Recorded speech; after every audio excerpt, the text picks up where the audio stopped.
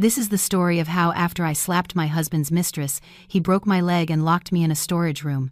So I called my father, a powerful Don. "Dad," I said, "leave no one standing in that family." It was our 3rd wedding anniversary. I wanted to surprise Alexander, so I wrapped up my appointments at New York Fashion Week early. When I opened the door to our Park Avenue penthouse, my stilettos made a sharp, crisp sound on the Italian marble floor.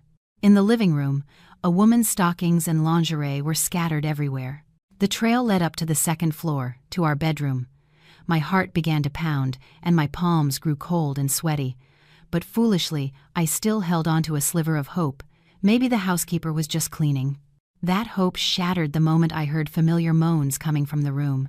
"Alexander, what if your wife suddenly comes back?" Clara's voice was sickeningly sweet. "Don't worry, baby. Sophia is in Manhattan for the week. She won't be back for another 2 days."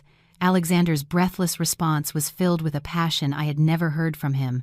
And even if she did, what could she do? She's just some nobody who lives off my money.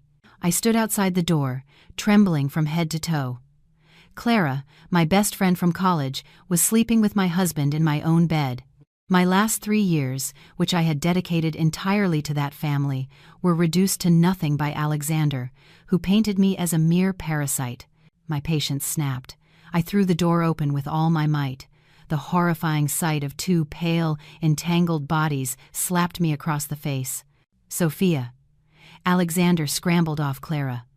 Clara screamed and pulled a sheet over herself, but a defiant smirk played on her lips. "Sophia, listen. You don't understand." "Shut up." My hand landed on her cheek with full force. Clara's head snapped to the side, her perfectly sculpted nose now crooked, a trickle of blood seeping from the corner of her mouth. "Sophia, have you lost your mind?" Alexander leaped from the bed and punched me in the stomach. I doubled over in pain, but I angrily raised my head to glare at him. "Alexander, how could you do this to me?" "How could I?" He grabbed my hair and dragged me towards the stairs. "Who do you think you are? Just some small-time designer. Marrying me was the greatest honor your family could ever have. How dare you hurt Clara? Her father is the president of the Vance Group." Even as I felt my scalp being torn, I laughed. "Ah, so you cheated on me because her family is richer than ours. Have you forgotten who was by your side when you were starting with nothing?" "Shut your filthy mouth." In a fit of rage, he pushed me. I lost my balance and tumbled down the stairs. My right leg slammed against a decorative pillar at the corner, and a sickening crack was followed by a pain so intense my vision went black. "Stop your acting and get up." Alexander came downstairs and kicked my broken leg. I screamed, my back instantly drenched in a cold sweat. "Alexander, I think her leg is broken." Clara rushed down, wrapped in a sheet. When she saw the unnatural angle of my leg, her face went pale. "What a hassle," Alexander scowled. Then he grabbed me by the arm and dragged me towards the storage room. "Leave her in there to teach her a lesson. She needs to learn her place." I almost passed out from the pain, but I bit my lip to keep from making another sound.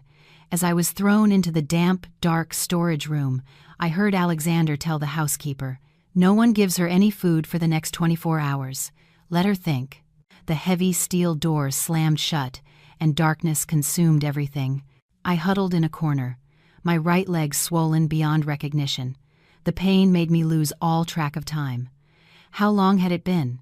I fumbled in my pocket and found my phone. Miraculously, it wasn't broken. At the bottom of my contacts was a number I hadn't called in 20 years. The saved name was just one word: Dad. I pressed the call button. After 3 rings, a deep, powerful voice answered. "Who is this?" "Dad." My voice was a hoarse whisper. "It's me, Sophia." There were a few seconds of silence on the other end. Then, the sound of a chair crashing, and a panicked voice. "Sophia, where are you? What happened?" My husband broke my leg and locked me in a storage room. Each word felt like a knife in my throat. "Dad, help me." "Send me the address. I'll be there in 10. Before he hung up, I heard him shouting furious orders to get the cars ready. With a trembling hand, I sent the location and then started to laugh. I laughed until tears streamed down my face. Foolish Alexander thought I was just an ordinary designer. He never imagined who my father was. My mother had only revealed it to me on her deathbed.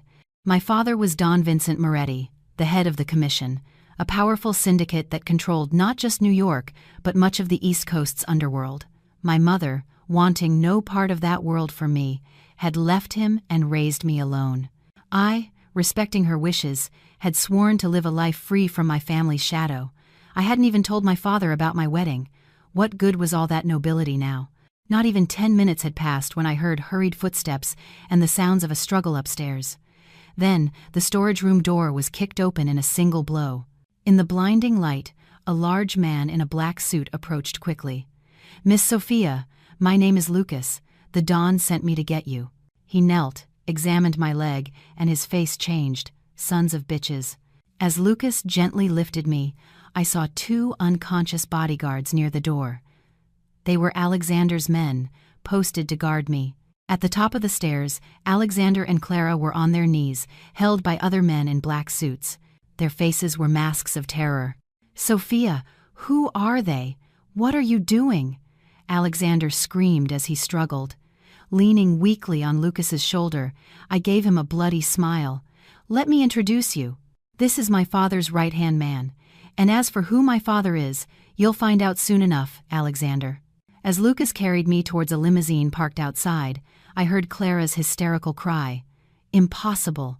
Sophia's father has been dead for years." Inside the car, a middle-aged man with silver-streaked hair waited anxiously. When he saw my pitiful state, a murderous glint flashed in his eyes. "Sophia, Dad will have the legs of those animals broken. All of them." His voice was as cold as ice. "And the Vance family? Leave no one standing." As Lucas carried me swiftly out of the storage room, the early summer sunlight was so blinding I couldn't open my eyes. I ground my teeth until I tasted the metallic tang of blood in my mouth, trying to endure the excruciating pain in my right leg. "Miss Sophia, just hold on a little longer." Lucas's voice was calm and strong. His scent, a faint mix of gunpowder, was strangely reassuring. Behind me, I could hear Alexander's shouts. "This is trespassing. I'm calling the cops. Sophia, who did you call?" I felt no need to look back. Lucas's men would handle him. The moment the limousine door opened, I came face to face with my father, Don Vincent Moretti, for the first time in 20 years. He looked older than I remembered, his hair almost completely white, but his eagle-like eyes, as sharp as a blade, hadn't changed. At that moment, they were fixed on my broken leg. "Sophia." My father's voice trembled slightly. He reached a hand towards me but stopped it mid-air. "Lucas, to Lenox Hill Hospital. Call Dr. Evans. Tell him to prep the operating room." I was carefully placed on the plush leather seats. My father used cushions to prop up my leg. He pressed a button, and a soundproof partition rose, separating us from the driver. "Who did this?" His question was clipped, but his voice was as frigid as an iceberg. "My husband, Alexander Blackwood," I said with a bitter smile. "He caught me cheating with my friend, Clara Vance." My father's gaze was like the sea before a storm, calm on the surface but with the power to destroy everything. He picked up his phone and dialed a number. "I want a full background check on 2 people, Alexander Blackwood and Clara Vance. Vance is the daughter of President George Vance. All right, don't touch them yet. Wait for my order." He hung up and turned to me. "Why did you never call after your mother left?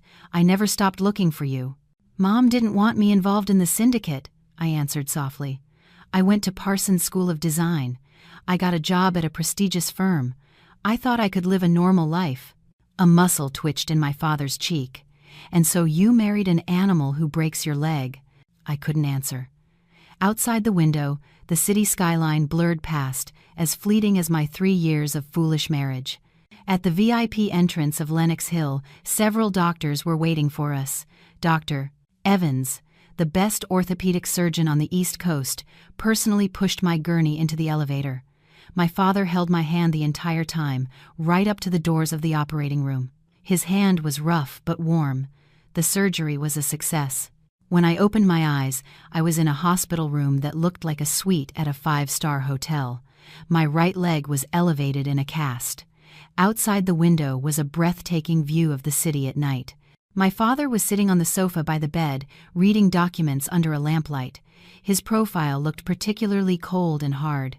"Dad," I called out weakly. He immediately put down the documents and came over. "How do you feel?" "The doctor said the surgery went well, but you'll need to stay in bed without moving for 2 months." "Thank you." I hesitated for a moment, then asked, "And Alexander and the others?" "Lucas has taken care of it." A deadly glint passed through my father's eyes. "That bastard husband of yours thought we were just some corner thugs. He kept shouting he was going to sue us." I laughed, but the wound made me wince. Poor, foolish Alexander. He had no idea who he had crossed. The Commission was a vast organization that controlled politics and the economy of the East Coast from behind the scenes. Even government officials didn't dare to oppose them. "Sophia, I want to hear your opinion." My father sat beside me. "According to the rules of the Commission, that bastard Alexander should be at the bottom of the East River by now." I closed my eyes, remembering the day I met Alexander. 3 years ago, he was a young entrepreneur just starting his business. He had waited outside my office for a month, claiming he wanted me to design his company logo. He said my designs had soul, that he'd never met a woman as special as me.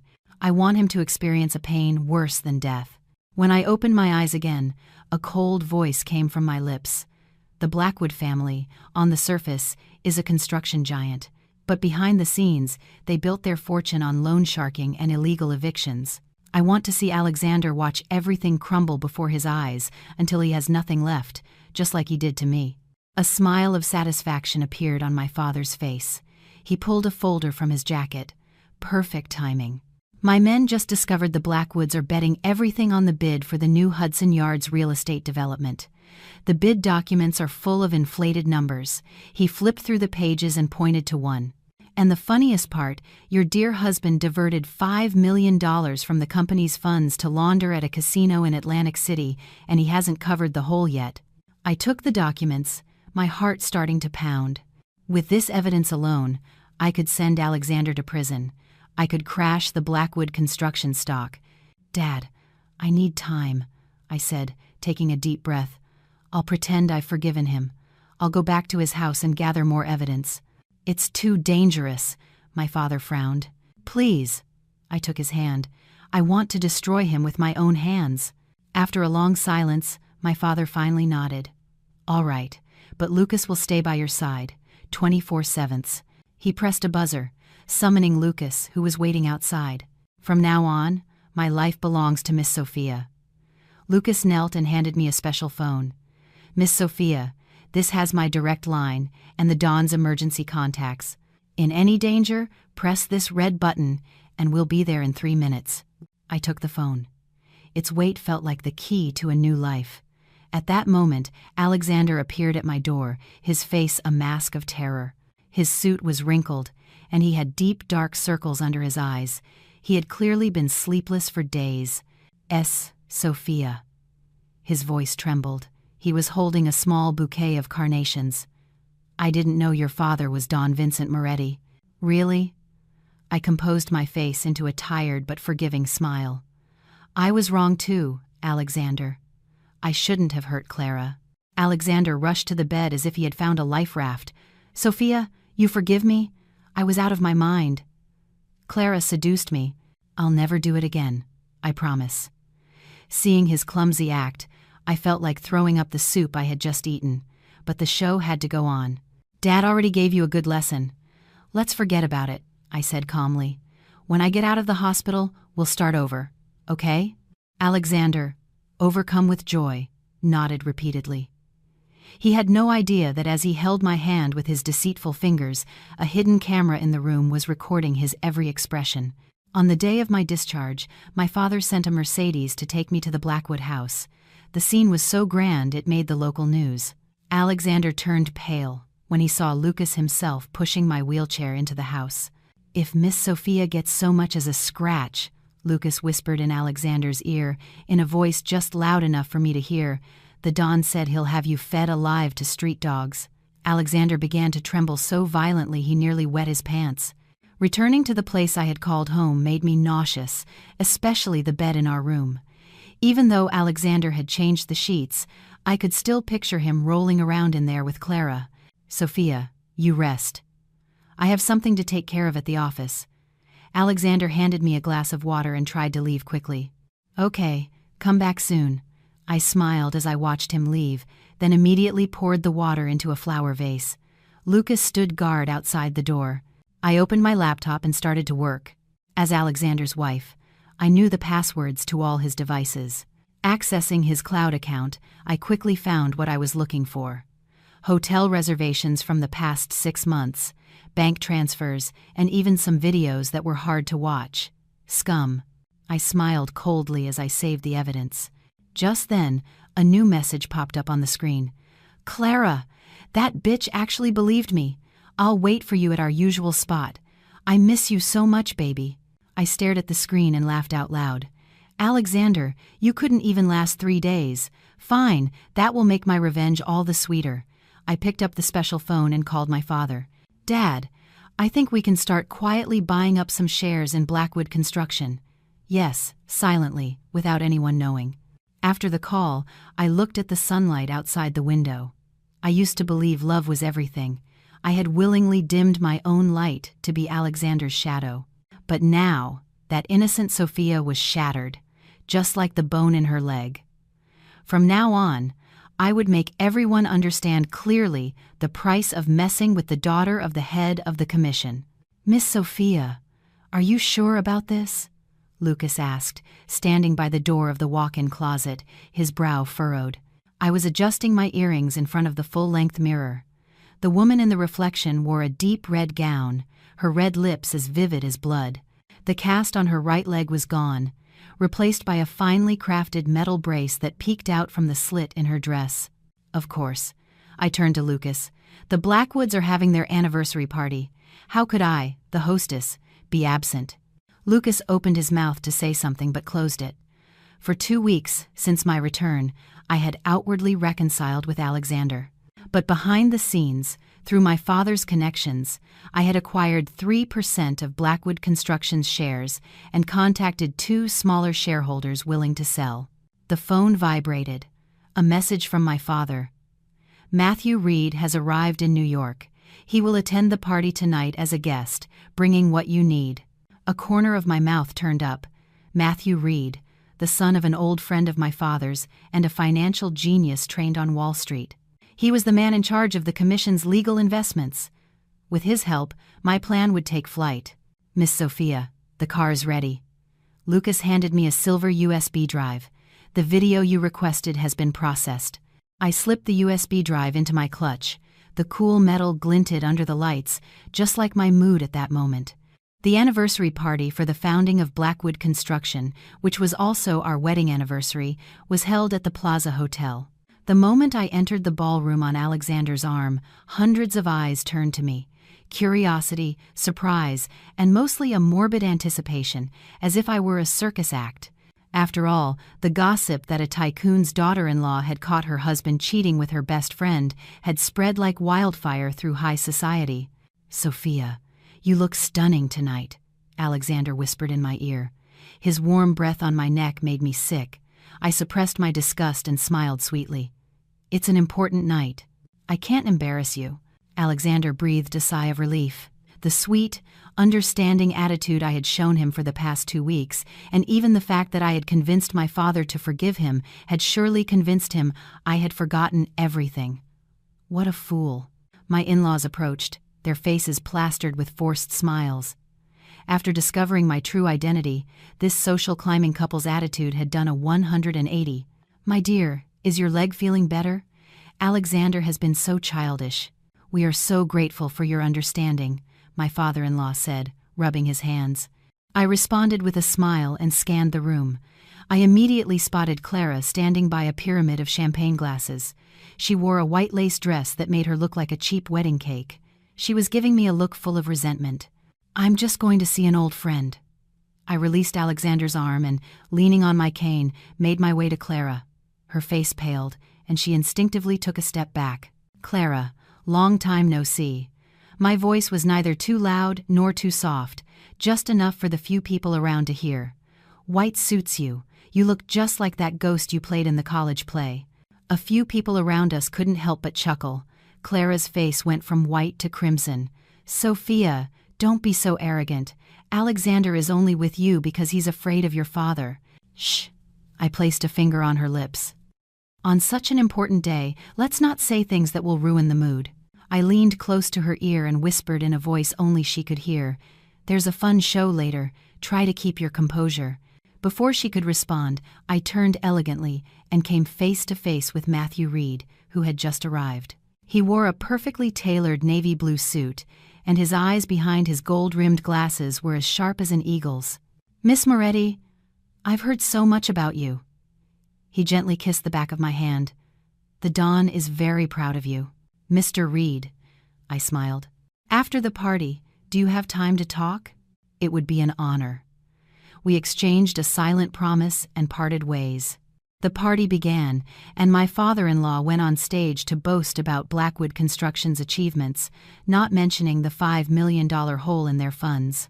I, sitting at the head table, played the part of the perfect wife, maintaining a dignified smile and occasionally adjusting my husband's tie. Finally, I want to thank my daughter-in-law, Sophia, for her understanding and generosity. My father-in-law suddenly mentioned me. "Everyone makes mistakes when they're young. What matters is that the family stays united." And now, a toast to this beautiful couple. Everyone raised their glasses. I lowered my head to hide the disgust in my eyes. When I looked up again, I was wearing a loving smile. Alexander, moved, took my hand. "Sophia, I'll spend my whole life making it up to you." "You don't need a lifetime," I said softly. "You can start now." Leaving him with a puzzled look, I leaned on my cane and slowly walked onto the stage, taking the microphone from the host. "I thank you all for coming to our party despite your busy schedules." My voice was clear and resonant. "As a wife of this family, I've prepared a special gift." I signaled for the lights. The room dimmed, and a large screen slowly descended from the ceiling. Alexander's face went rigid, as if he had a bad premonition. "No, Sophia, please." He rushed the stage to stop me, but Lucas, who appeared suddenly behind him, gripped his shoulders with an iron hold. "Honey, just watch the show." I pressed the button on the remote. On the high-definition screen, the clear image of Alexander and Clara rolling around in my bed appeared, complete with explicit audio. In the bottom right corner, a timestamp was visible. It was from when I was in the hospital with a broken leg.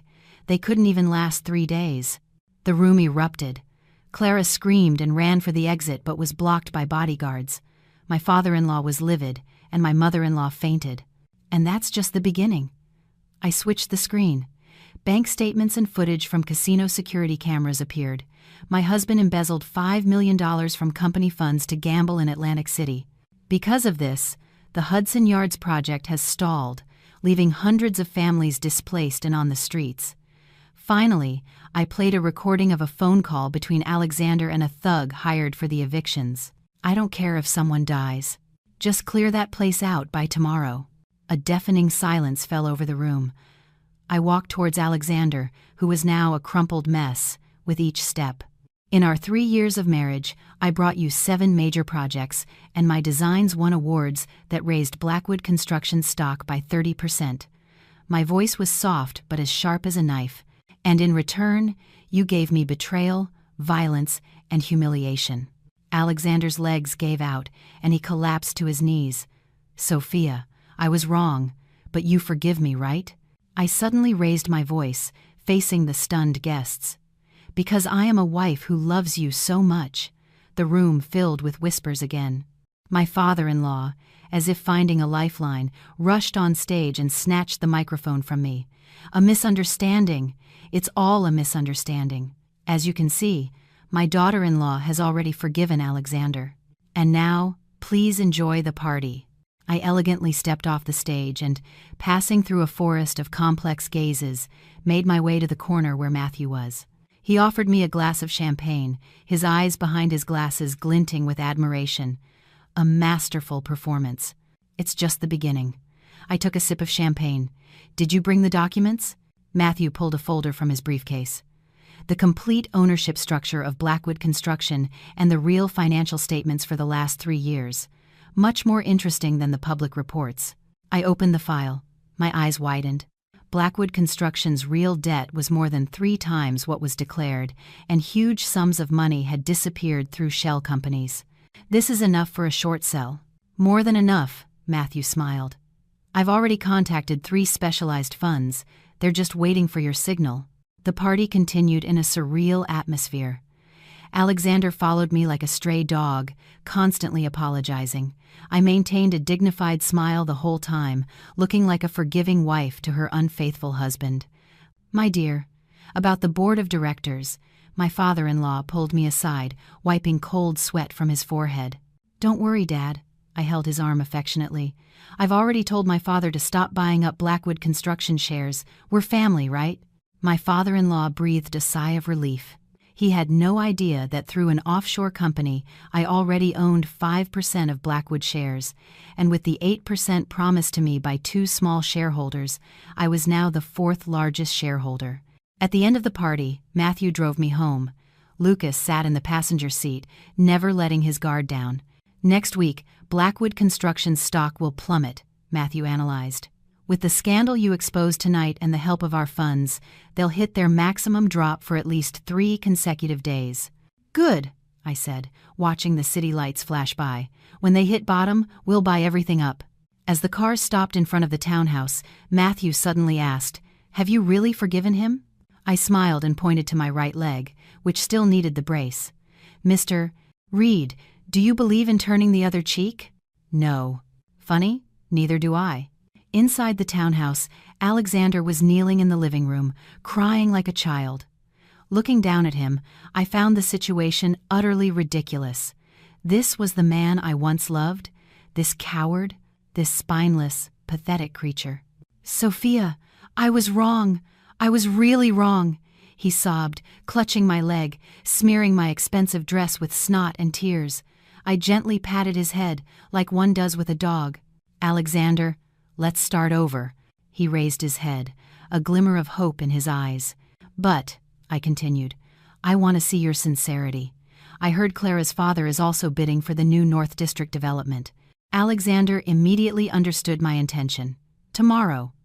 I'll cut all ties with the Vance family tomorrow. Good boy. I patted his cheek a few times. Now, go to bed. You have to go to work tomorrow. After Alexander went upstairs, thanking me 1,000 times, I went into the study and locked the door. I called my father. Dad, it's time for the next step. Yes, I need evidence of the Vance family's illegal activities. After hanging up, I opened the computer and re-watched the video from the party. The image paused on Alexander, kneeling and begging for forgiveness. I hit the delete key without hesitation. This was just the beginning, my dear husband. You're about to learn that losing everything is the real pain, far worse than any physical wound. On the morning of the 3rd day after the party scandal, I sat at the breakfast table, elegantly eating Greek yogurt with berries and honey. The brace on my right leg had been replaced with a lighter model. Alexander came down the stairs, his tie crooked and deep, dark circles under his eyes. Coffee? I offered him a cup of hot latte. He looked at the cup suspiciously and didn't take it. No, thanks. I have to get to the office. I shrugged and took a sip. Alexander's behavior over the past few days had been rather amusing. In public, he was subservient to me, but when we were alone, he wouldn't touch any food I had handled. Lucas's warning had certainly had an effect. Oh, by the way, I stopped him as he was about to leave. There's a charity auction at a club downtown tonight. I donated your Patek Philippe. Is that okay? Alexander's face went rigid. That watch had belonged to his grandfather. I know. It's a limited edition. I smiled sweetly. That's why it will fetch a higher price, right? The news is already out in all the papers. The young heir of Blackwood Construction donates a family heirloom to help those in need. He clenched his fists, then forced a smile that was worse than a grimace. Of course, that's fine. As I watched him flee, I checked the security cameras on my phone. The moment he got into his car, Alexander was on the phone, 9 times out of 10 complaining to Clara. After I exposed their scandal at the party, they had officially broken off contact, but secretly, the phone vibrated. A message from Matthew. The funds are ready. The market opened this morning with Blackwood Construction stock hitting its maximum drop. A corner of my mouth turned up in satisfaction. The party video had gone viral, and the hashtag #Blackwood scandal was the #1 trending topic. The board of directors had requested an emergency trading halt, but they couldn't stop the stock from plummeting. Lucas appeared silently at the door. "Miss Sophia, the car is ready. Today, we're first stopping by the clinic for a checkup, and then we're going to the investigative agency my father recommended." In the clinic hallway, I ran into an unexpected person. Clara, hidden behind sunglasses and a face mask, was furtively exiting the gynecology department. I quickly ducked behind a corner and secretly took a picture of the receipt she was paying. Positive pregnancy test. Zooming in on the photo, I couldn't help but smile. It seemed Alexander's penance on the night of the party had borne fruit. In Clara's womb, a little bastard was indeed growing. After the checkup, I told Lucas to drive to a nondescript office building on the outskirts of the city. An elevator took us to the top floor. When the doors opened, an office filled with electronic equipment appeared. A skinny man in a checkered shirt was staring intently at 6 monitors simultaneously. "Miss Moretti, I'm Kane," he said without turning around. "The things the Don asked me to find are all here." Kane played some security camera footage. The videos showed Alexander and Clara meeting at a motel outside the city. It had happened just the previous afternoon. But there was something more interesting. Kane switched screens, showing Clara's father, George Vance, and Alexander's father, Vittorio Blackwood, meeting secretly at an exclusive private club. They meet here regularly on the 15th of every month. They've been doing this for at least 5 years. I narrowed my eyes. Is it possible to record their conversations? "A bit difficult," Kane said, scratching his head. "The security at that place is tight. Use this." I pulled out a fountain pen my father had given me from my bag. "The next time they meet, bribe a waiter and have him slip it into George Vance's pocket." Kane took the pen, his eyes lighting up. A state-of-the-art micro-spy device. I didn't know the Don had access to these things. Leaving the agency, I called my father. "Dad, Clara is pregnant." "No, don't touch her yet. That child might be useful." "Oh, and George Vance and my father-in-law meet regularly. Something is suspicious." There was a silence on the other end. "Sophia, the relationship between the Vance and Blackwood families might be more complicated than you think. 20 years ago, what happened?" When I pressed, my father answered in an uncharacteristically hesitant voice. "I'll investigate further and let you know. Tonight at the party, be careful with Clara." Hanging up, I fell into thought. My father was clearly hiding something, and I instinctively felt it was related to my mother. That evening, I wore a dress from Chanel's latest collection and asked the makeup artist for a beautiful, yet fragile look. Elegant, but pitiful. Lucas handed me a jewelry box. The Don sent this. Inside was a diamond necklace with a rare black pearl in the center. I remembered seeing that necklace in a photo of my mother. At the club entrance, Lucas asked, "Miss Sophia, do you want me to come in with you?" "No, wait in the car. I toyed with the black pearl around my neck. I can handle tonight's show." The charity auction at that exclusive club was always a major event for high society. As soon as I entered, the noisy room fell silent. Then, whispers erupted from all corners. "That's the Blackwood construction daughter-in-law. They say her father is a boss who controls half the East Coast. That Alexander must have been blind to fall for someone like Clara Vance." I pretended not to hear and made my way to my reserved seat in the front row. The moment I sat down, a strong scent of perfume assailed my nose. "Sophia, it's been a while." Clara approached me, also wearing a white dress, intentionally showing off her slightly rounded belly. "I hear your leg still isn't better." "What a shame." I smiled and glanced at her belly. "You must be about 3 months along. You should be careful at the beginning of a pregnancy." Clara's face stiffened slightly. She hadn't expected me to know about her pregnancy. "Alexander is thrilled about this baby." She lowered her voice, her eyes glinting with malice. "He said he's going to divorce you as soon as I give birth." "Really?" I took out my tablet and played a video. "Then how do you explain this conversation from yesterday afternoon?" In the video, Alexander was neurotically pulling his hair. "Why did a child have to come now? My father doesn't want to see you. The company stock has collapsed. If that crazy bitch finds out we're still seeing each other, It's over for me. Clara's face turned ashen. How did you? The curtains of room 308 at that motel weren't even closed properly, I sighed slightly. If you're going to cheat, at least learn the basics, my friend. The people around us didn't understand our conversation, but Clara's near-fainting expression drew everyone's attention. I stood up and deliberately raised my voice. Clara, you don't look well. Should I call a doctor for the baby you're carrying? What? Clara Vance is pregnant? It must be Alexander Blackwood's. The nerve, the whispers spread like a wave. Clara, in a panic, tripped over her own dress and fell heavily in front of everyone. As she shakily got to her feet, a large, bright red bloodstain spread across her white dress. Ah, my baby! She screamed hysterically. I watched the scene with cold eyes and called 911. Tonight's show had gone even better than expected. Not only was Clara humiliated in public, but she had revealed her own pregnancy. Tomorrow morning, the gossip columnists would have plenty to write about. Before the ambulance arrived, I made sure to call Alexander for Clara. Alexander's first reaction to the news that his mistress had miscarried was, surprisingly, "Damn it, my father is going to kill me now." Hearing those words, Clara fainted. Of course, I didn't stay for the auction. Back at the Blackwood house, I found Alexander in the study, furiously destroying everything. When he saw me, he rushed at me with bloodshot eyes.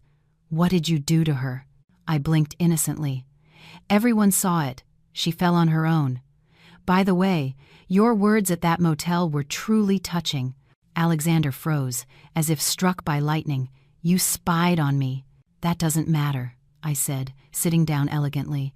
"What matters is that I've decided to help you two get together. Let's get a divorce." I dropped the word casually.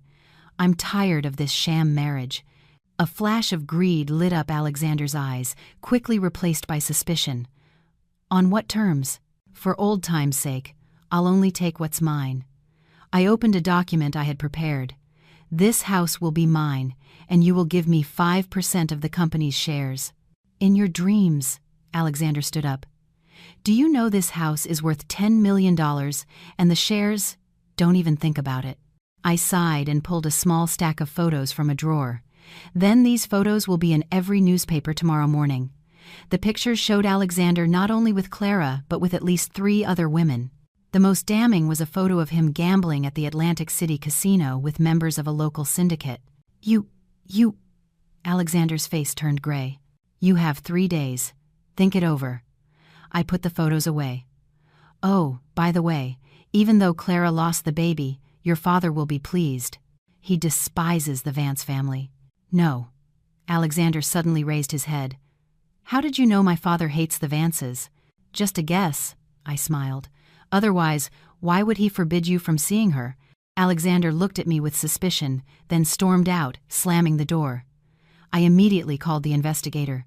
"Kane, I want you to dig deep into the relationship between Vittorio Blackwood and George Vance, especially the events of 20 years ago."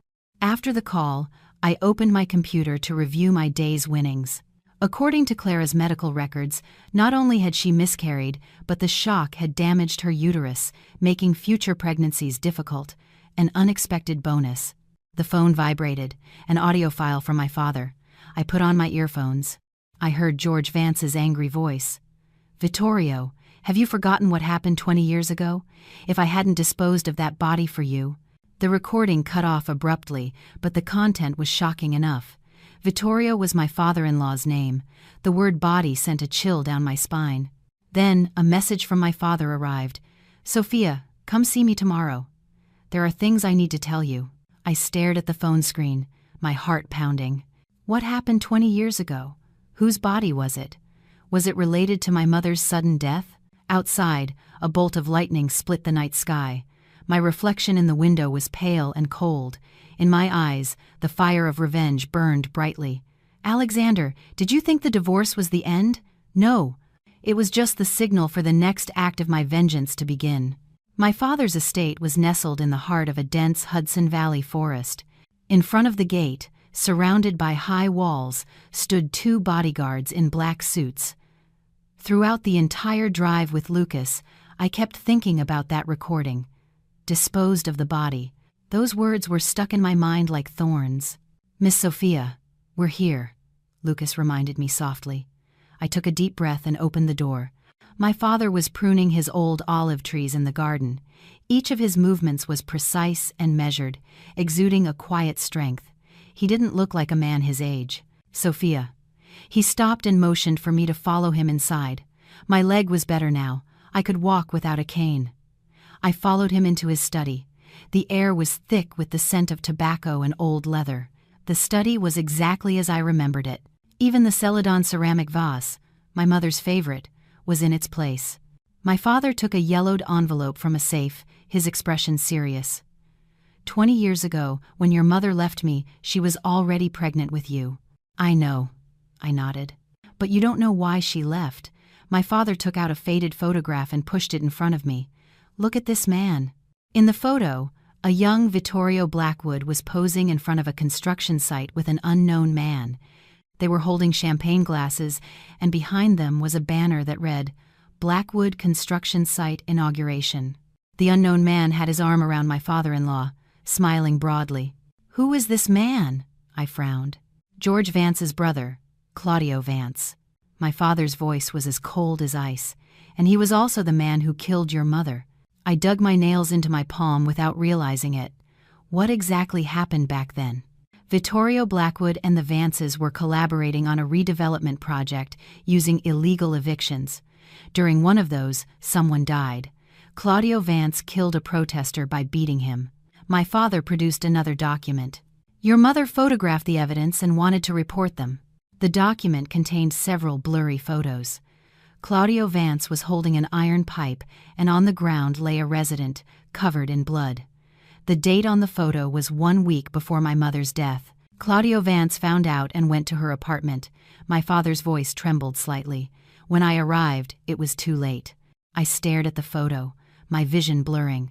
The truth about my mother's death, which at age 5 I was told was an accidental fall, was so horrific. The police closed the case quickly, due to pressure from the Blackwood and Vance families. And Claudio Vance? My voice was a hoarse whisper. He died, my father sneered. 3 days after the funeral, in a car accident. I suddenly looked up. My father's gaze told me everything. It wasn't an accident. Vittorio Blackwood and George Vance covered everything up, my father said, arranging the documents. For years, I gathered evidence, but they were too deeply entrenched in politics and business, until I married Alexander. That's when I understood my father's silence. He was waiting for me to discover the truth on my own. I didn't want you to be blinded by revenge, he sighed. But now, you have your own reasons for vengeance. I stood up and walked to the window.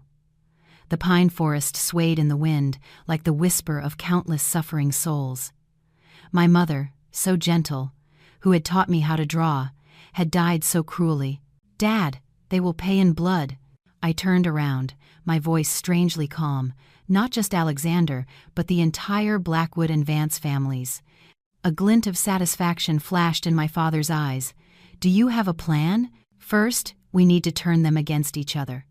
I opened my phone and looked at a report that had just arrived from Matthew. The substandard steel used in Blackwood Construction's Hudson Yards project was supplied by a shell company managed by George Vance. My father's eyes lit up. You want them to tear each other apart. The media is ready, I said, looking at my watch. In an hour, the news about the collapse risk at Hudson Yards will be on the front page of every business newspaper. My father offered me a glass of whiskey. As for Vance, I've already tipped off the FBI to raid his containers of smuggled goods at the port. They'll move tonight. The glasses clinked with a crisp sound. In that moment, I was my father's heir, no longer the foolish woman crying in the cage of a marriage.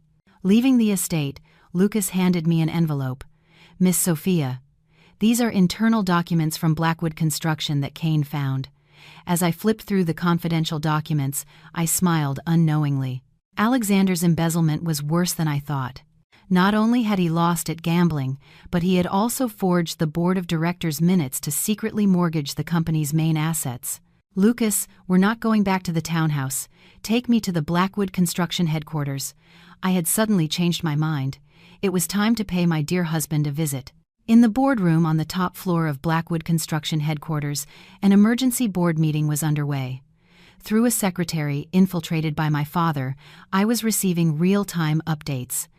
The Hudson Yards collapse risk is an accident. The media is exaggerating. I heard Alexander's voice through my earpiece. He was already in a panic. The priority now is to stabilize the stock price. Director Blackwood, the problem isn't just the media. It was an old man's voice, Director DeAngelis, a company veteran. According to the safety report that just came in, all the materials failed inspection. The supplier is an affiliate of the Vance Group. How do you explain this? I don't know anything about that, Alexander said, clearly panicking. That's the purchasing department's responsibility. The head of the purchasing department is your cousin, DeAngelis replied coldly.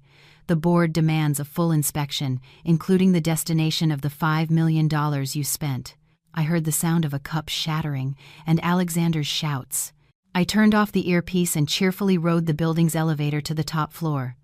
When I opened the boardroom door, all the directors turned abruptly. Alexander was standing in front of the chairman's seat, his face livid, his tie crooked. He looked like a defeated rooster in a cockfight. "Sorry to interrupt," I said, smiling as I headed for an empty seat. That seat was mine, acquired through the shares my father had obtained via a shell company.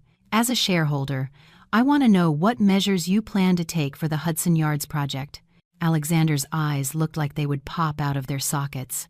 "You? How? Madam, you may not be aware," DeAngelis said, standing to greet me. "From preliminary investigations, it appears the incident was due to a problem with the materials, and the supplier in question has close ties to the Vance Group."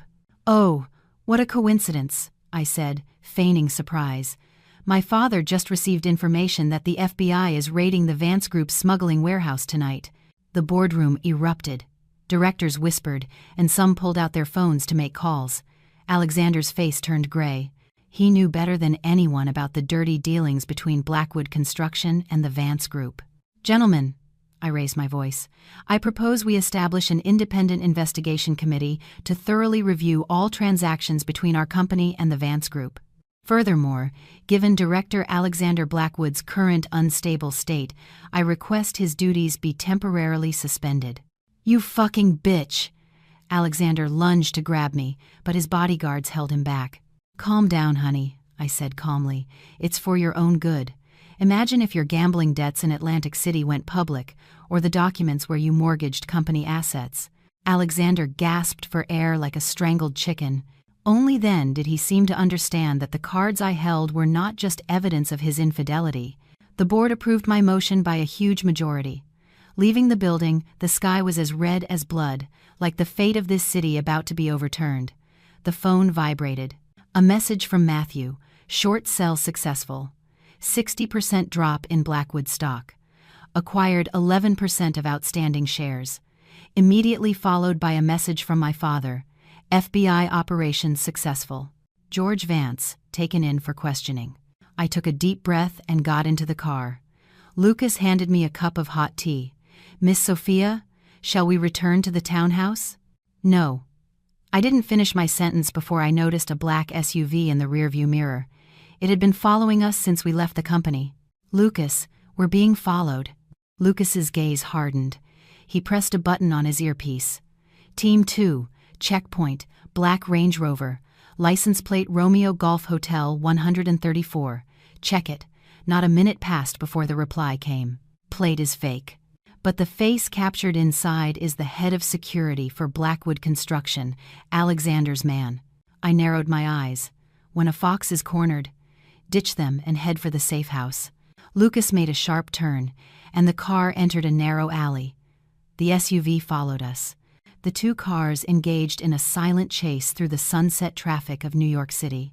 "Miss Sophia, hold on tight." Lucas pressed a red button on the center console.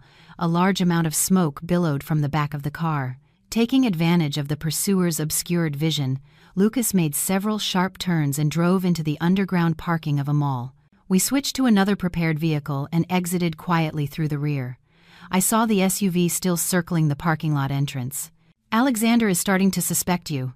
Lucas's voice was tense. "Do you want me to tell the Don to send someone to take care of him?" No, let him be, I sneered. I need to make him understand clearly that I am not an easy target. The safe house was a secret apartment my father had prepared on the Upper West Side. As soon as I entered, I opened my laptop to check the latest developments. The financial news was full of the Blackwood construction scandal. On social media, the hashtag number Blackwood collapse was trending. The most interesting news was George Vance's arrest, spreading like wildfire. It was even rumored he had smuggled not just luxury goods but also drugs and weapons. The Vance Group website was shut down, and its stock suspended from trading. Suddenly, the phone rang. It was Alexander. I let it ring more than 10 times before answering. "Sophia, is this your doing?" His voice was a hoarse whisper. From the background noise, he seemed to be in a bar. "I don't know what you're talking about, honey." I put him on speakerphone and continued to review documents. "Don't pretend. The board, the stock, the Vances, it's all your doing. What do you really want?" he screamed hysterically. "For you to feel what it's like to lose everything." My voice was as light as a feather, "just like you did to me." There was a moment of silence on the other end. Then, the sound of a glass shattering, and Alexander's screams. "You'll see, you bitch. I'll make you experience a pain worse than death." The call ended abruptly.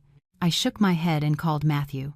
"Continue buying up Blackwood construction shares and spread the rumor that George Vance is selling all his shares to pay the smuggling fines." "Already on it," Matthew laughed. "And we discovered that Vittorio Blackwood has a secret account in Switzerland. For the last 5 years, a fixed amount has been deposited every month. The beneficiary is Clara Vance." This unexpected information made me raise an eyebrow.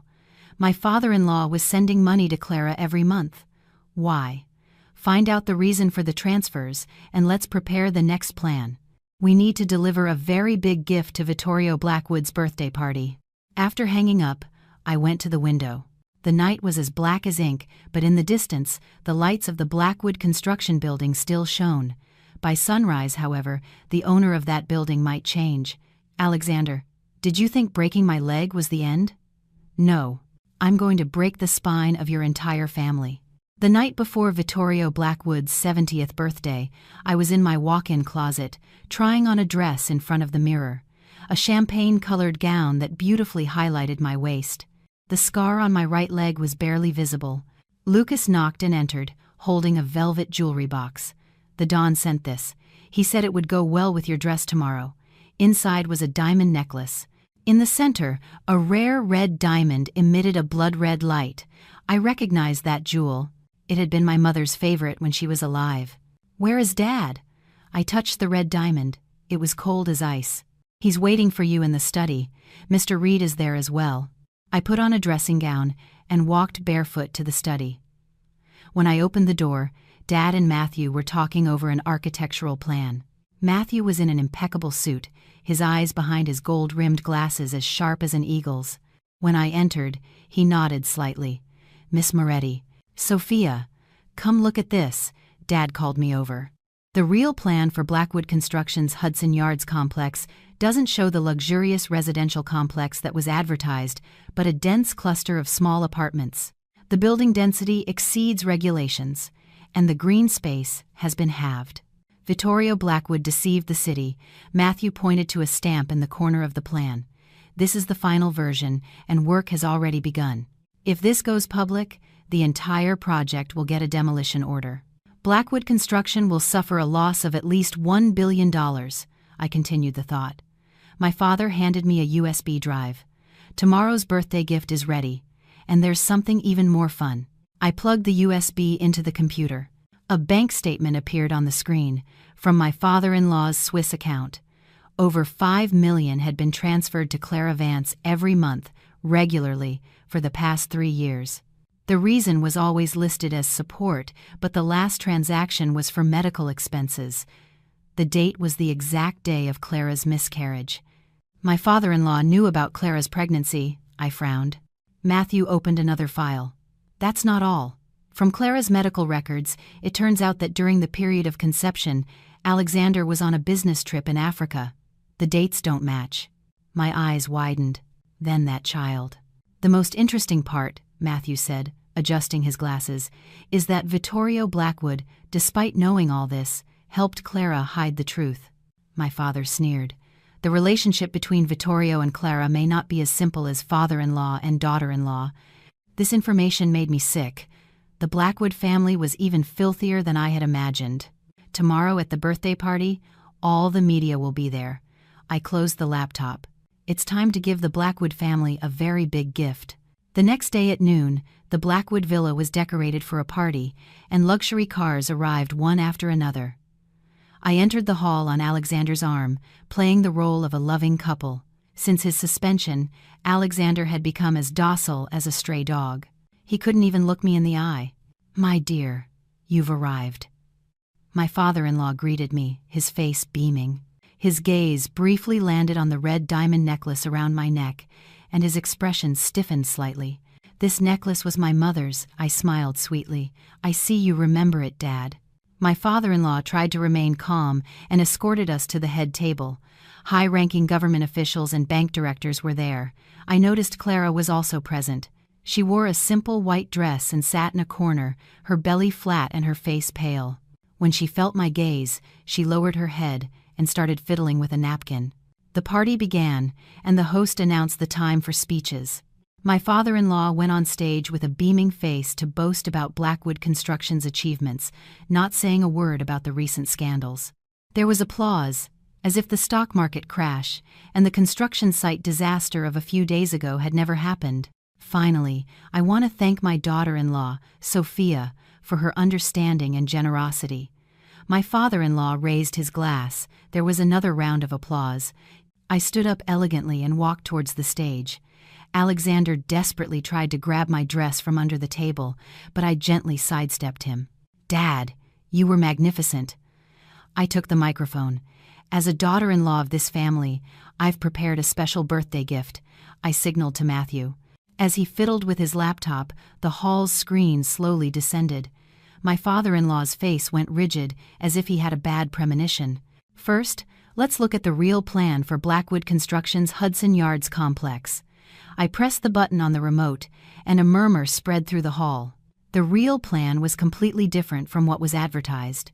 Several government officials suddenly turned pale. "President Blackwood, what is the meaning of this?" the director of the construction department shouted, standing up. "A misunderstanding.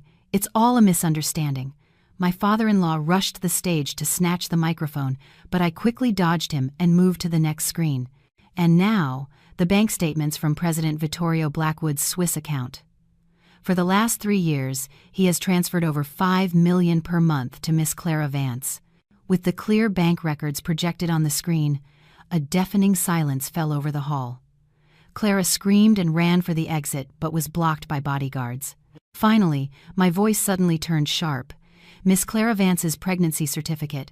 Calculating the period of conception, my husband was on a business trip in Africa." "Nonsense." Alexander stood up. "I also have the DNA test results." I calmly projected the last slide. "Honey, that child wasn't mine." The hall exploded as if hit by a bomb. Alexander rushed the stage like an enraged lion, but Lucas blocked him. My father-in-law, his face ashen, dropped the glass he was holding. "And there's something even more fun." I raised my voice and played a recording. In the recording, my father-in-law tells Clara, "Have the baby. We'll make sure Alexander accepts it as his." The Vance family really needs this child to inherit Blackwood Construction. Hearing those words, Alexander turned and punched his father in the face. "You old bastard." The situation spiraled completely out of control. Directors stormed out of the hall. Bank directors tore up the loan contracts they had prepared. Journalists snapped photos relentlessly. I elegantly descended the stage and, amidst the gazes of shock and admiration, walked out of the hall. Behind me, I could hear Alexander's screams and my father-in-law's sobs. Clara had collapsed on the floor, but no one paid her any attention. I got into the waiting car and took a deep breath. "Miss Sophia, where to?" Lucas asked. "Let's go to the clinic." I looked at my phone. Clara's latest medical records had arrived. I wanted to see her in person. Halfway there, Lucas suddenly swerved. "Miss Sophia, we're being followed again." With a sharp screech of tires, our car slammed into the guardrail. I was thrown from my seat, my forehead hitting the back of the front seat. I saw stars. Through the rear window, I saw a black, license plate-less SUV rapidly approaching us. "Get down!" Lucas pushed my head down. The SUV rammed us again, this time on the passenger side. At that moment, 2 motorcycles appeared, and their riders shot out the SUV's tires.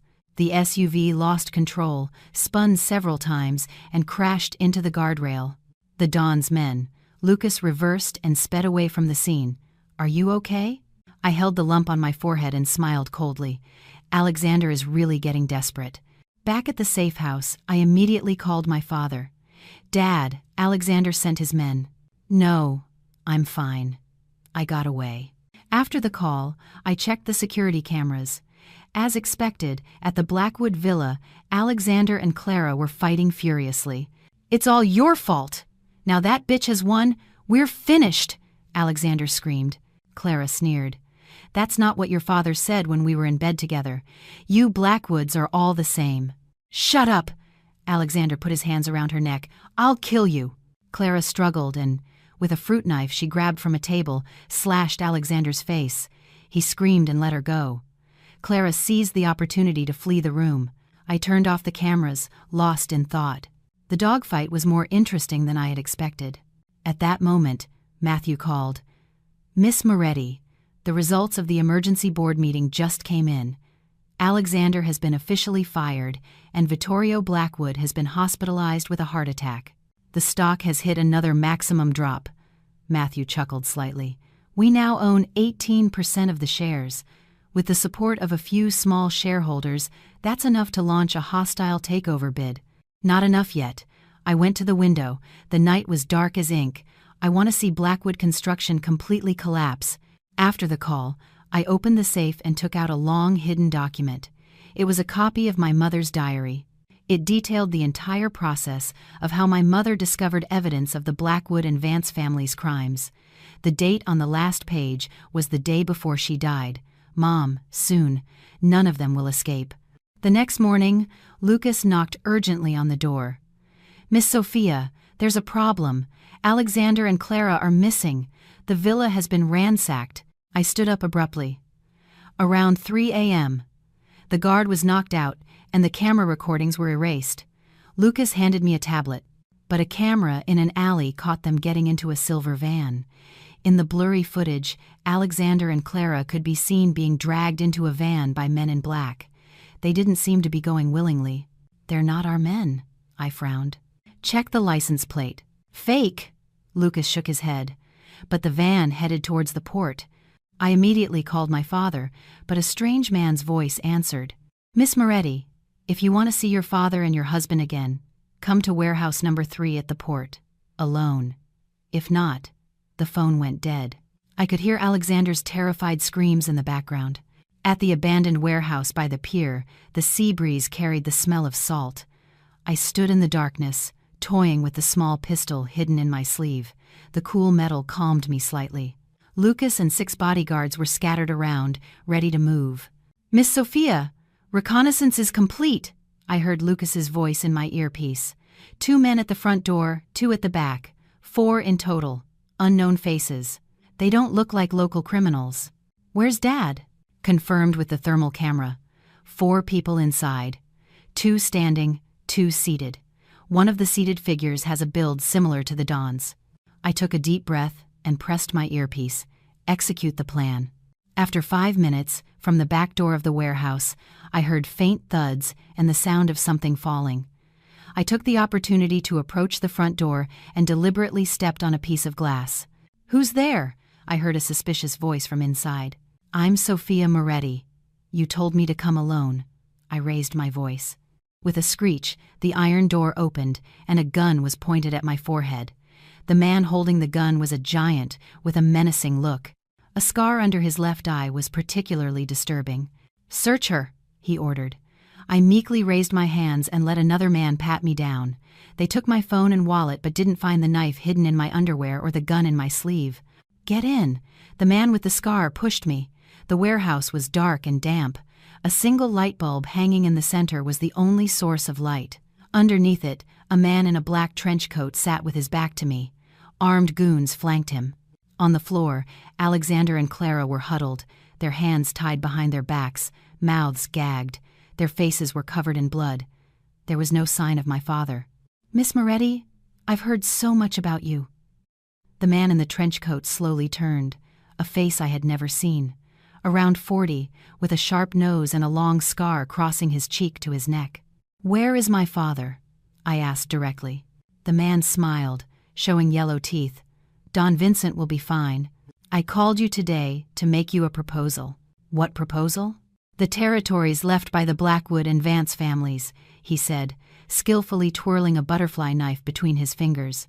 "Miss Moretti, you brought them down in a most elegant fashion recently. My boss liked that." "And who is your boss?" "That's not important," he said, standing and approaching Alexander, pressing the tip of his knife to his cheek. "What's important is that we can cooperate. You get your revenge, and we get their businesses." "What do you say?" Alexander, terrified, widened his eyes and made muffled noises, shaking his head. Clara had already fainted. I sneered. "You kidnapped my husband just to make me a cooperation proposal? Otherwise, we wouldn't have the honor of hosting someone like you, Miss Moretti," the man shrugged. "Besides, consider it a favor. We took care of this snake who tried to have you run over." I slowly walked to the center. The sound of my heels on the concrete was sharp and clear.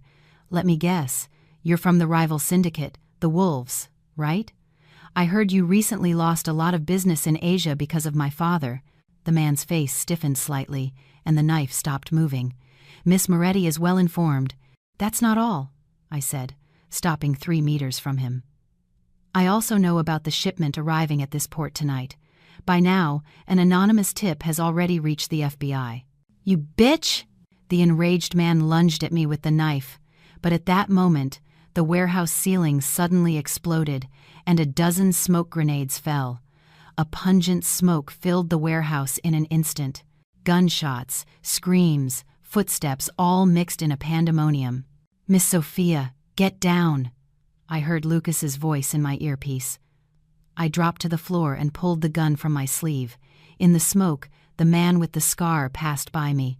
I shot him in the knee. He collapsed, screaming.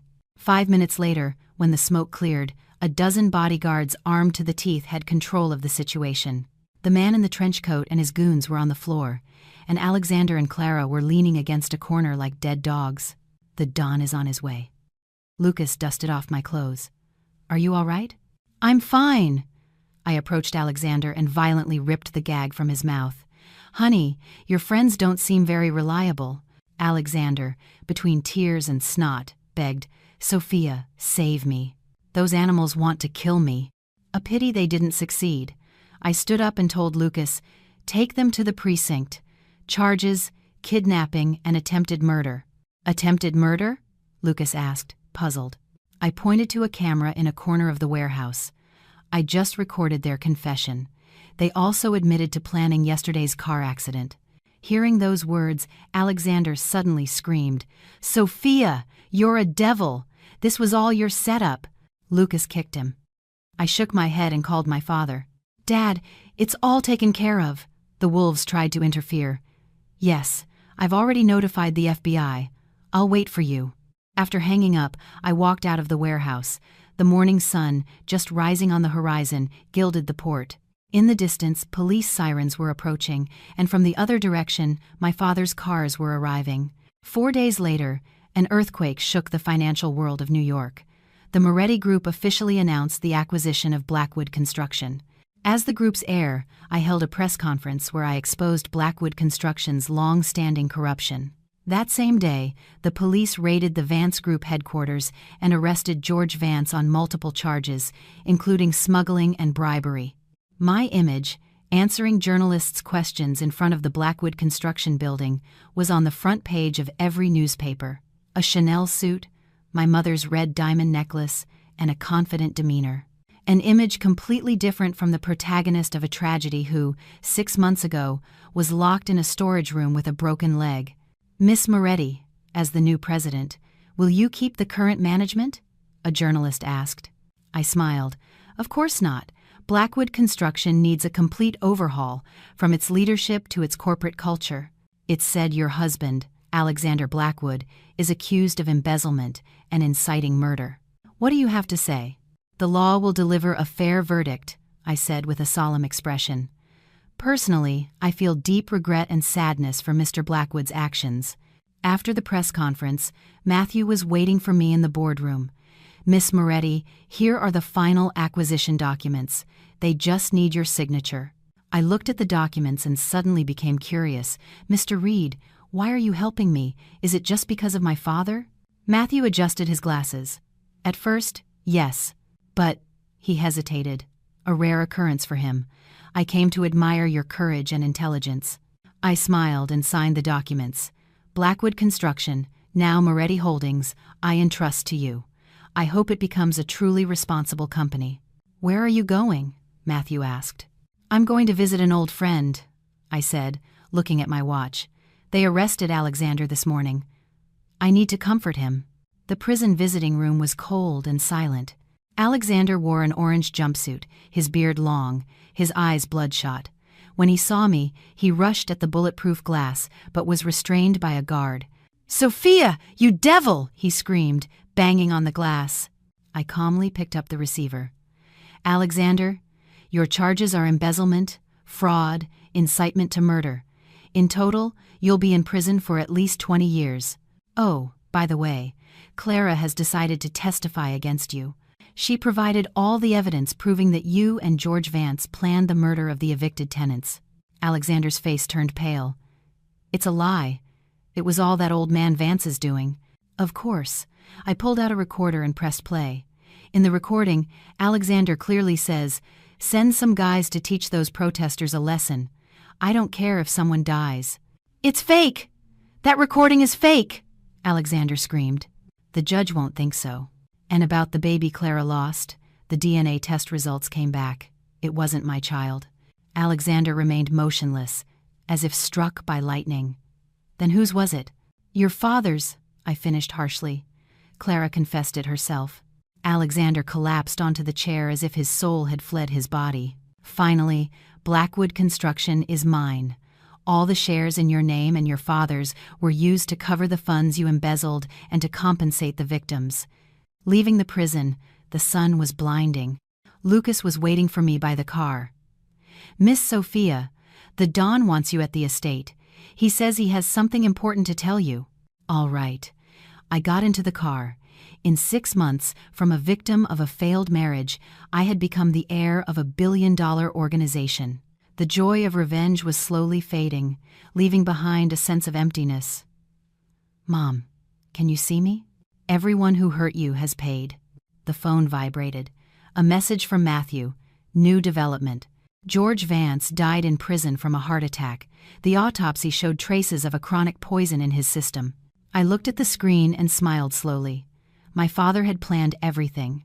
"Lucas, tell Dad I'll be there for dinner tonight, and contact the Swiss bank to schedule an appointment to deposit my mother's necklace in a safe deposit box." "Yes, Miss Sophia." Outside the window, the city skyline glittered at sunset. My era was just beginning. On the top floor of the Moretti International Building, formerly Blackwood Construction, I held a glass of whiskey and watched the magnificent night view of New York.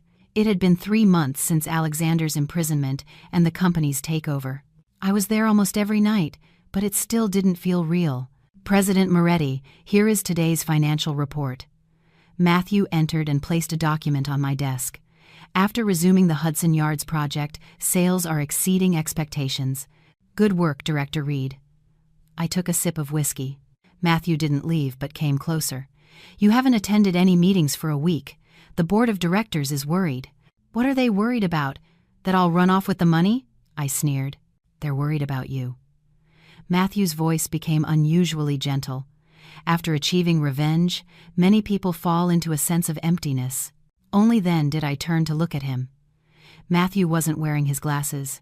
He had bags under his eyes, and his tie was loose, an image completely different from his usual professional demeanor. "It looks like you're the one who needs a break. Want a drink?" He hesitated for a moment, then nodded. We drank in silence. "Why did you help me?" Was it really just because of my father? I asked suddenly. Matthew swirled his glass. At first, it was because of a debt I owed the Don. He looked up, his eyes burning. But now, it's because I admire who you are, Sophia Moretti. My heart sank. I immediately looked away. Don't joke like that. It's not a joke. Matthew put down his glass and pulled a small box from his jacket. This is a brooch your mother entrusted to my father. Now, it returns to its rightful owner. I opened the box. Inside was a finely crafted pearl brooch. It was clearly a set with my mother's black pearl necklace. My father told me that 20 years ago, after that fire, your mother saved your father. This brooch was the only memento your mother left. Fire? What fire? Didn't the Don tell you? 20 years ago, the Vance chemical plant exploded. 3 neighboring districts were destroyed. The glass in my hand suddenly felt heavy. My mother's death had occurred right after that incident. I need to see my mother's diary. I put down the glass and grabbed my coat to leave. Wait, Matthew stopped me. I discovered the real reason Vittorio Blackwood was sending money to Clara. It wasn't for her, but for George Vance. Vittorio was buying his silence for participating in your mother's murder 20 years ago. The USB drive in my hand felt cold. 20 years ago again, the darkest period of my life. Tomorrow, I will talk to my father and ask everything. In the attic of my father's estate, in a dusty box, I found my mother's brown leather diary, the 3rd of May 1998. I got the decisive evidence. The scene of Claudio Vance killing a protester at the construction site. Tomorrow, I will report him. May 4. Vittorio Blackwood came. He wanted to buy the film roll at a high price. I refused. When he left, his gaze was terrifying. He's following me. I hid a copy of the film roll in the diary. There, the writing stopped. The last page was torn. I rummaged through the box and found a piece of an old photograph. My mother, Vittorio Blackwood, and Claudio Vance were posing in front of a sign that read Vance Chemicals. On the back of the photo was a small note. Shareholders meeting. Vance Chemicals. February 1997. My mother's maiden name was Conti. My father's was Moretti. Could my mother have been a shareholder? At that moment, Lucas called. Miss Sophia, the Don is in the hospital. Heart attack. In the hospital corridor, the red light of the operating room stayed on. It had been 3 hours since my father went in. What happened? We don't know. After a meeting with representatives of the Wolves, he suddenly clutched his chest. An old member said, Miss Sophia, the Don hid something from you. The fire, 20 years ago, was an attempt on his life. Claudio Vance wanted to eliminate a competitor and collect the insurance. At that moment, the operating room door opened, and the doctor came out. He's past the critical stage, but he only has 6 months left. I entered the room. My father was surrounded by machines. Sophia, did you find the diary? Yes. Where is the film roll Mom hid? In the study at the estate.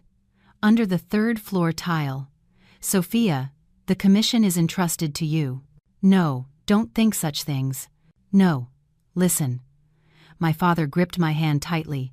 Vance is dead, but the Wolves won't stop. Either you face them in an all-out war, or you disband the organization. The commission is too dirty. It's no place for a woman like you. Sophia, don't become like me. I removed the 3rd floor tile in the study. Underneath was a rusty metal box.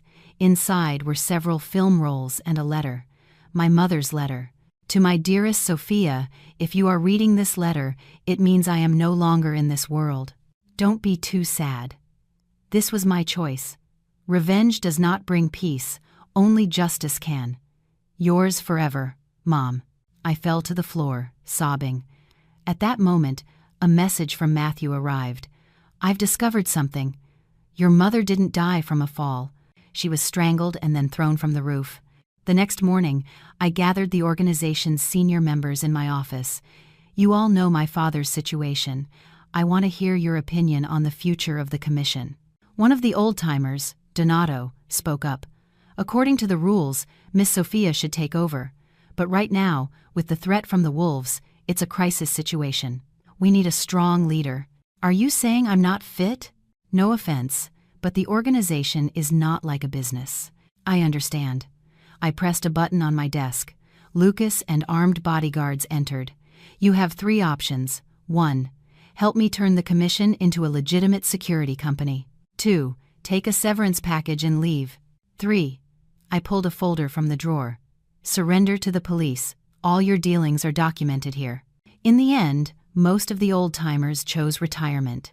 Donato, furious, left, vowing to join the Wolves. Lucas, keep an eye on Donato and arrange a meeting with the leader of the Wolves. That afternoon, I went with Matthew to the Hudson Yards construction site. It had become a beautiful park filled with the laughter of children. "This is what your mother would have wanted to see," Matthew said. In that moment, I understood. My mother had left my father not because she didn't love him, but because she wanted the next generation to live free from violence and hatred. Sophia. Matthew suddenly knelt and pulled a ring from his pocket. "I know it's too soon to say this, but I want to officially start courting you. Give me some time." I covered his mouth, my eyes welling with tears.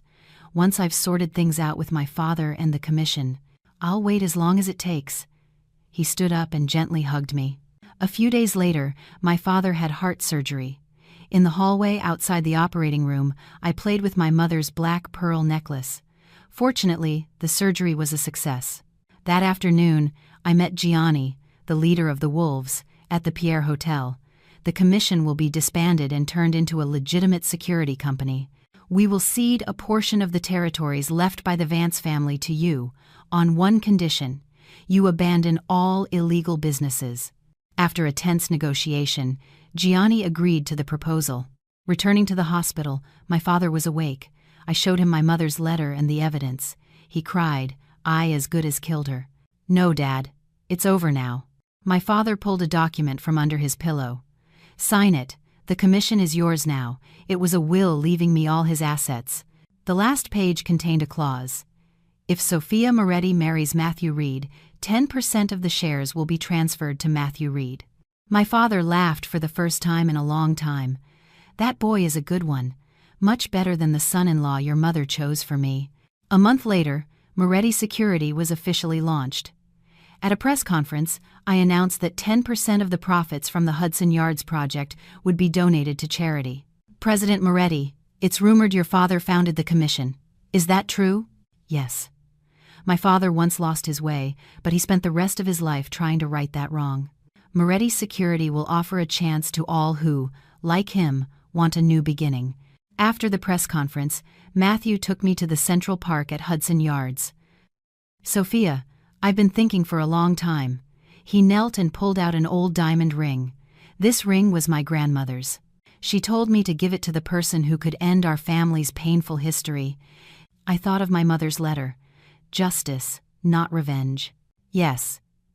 But on one condition: you turn the top floor of the old Blackwood construction building into a children's library named after my mother." Matthew slid the ring onto my finger and kissed the back of my hand. Of course, on our wedding day, my father walked me down the aisle. Matthew was waiting for me at the end, his eyes full of love. I had tied my mother's black pearl necklace to my bouquet. On our honeymoon, I whispered to Matthew, "I think I'm pregnant. If it's a girl, I want to name her after my mother, Eleanor." Matthew held me tight. "Thank you, Sophia, for breaking this terrible chain of hatred." In the distance, the dawn of a new day was breaking. My mother's pearls shimmered under the starlight, like a period marking the end of everything and the beginning of everything else.